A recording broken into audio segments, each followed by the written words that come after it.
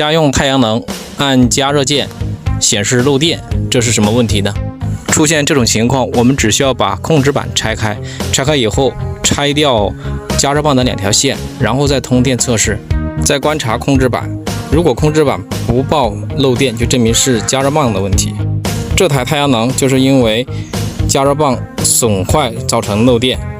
接下来我们只需要把这个桶下面这条加热棒换掉，太阳能控制板就不会再报漏电的故障了。今天的分享就到这里，对你有所帮助，记得点赞收藏，关注恒达家电维修，为您排除电器使用困扰。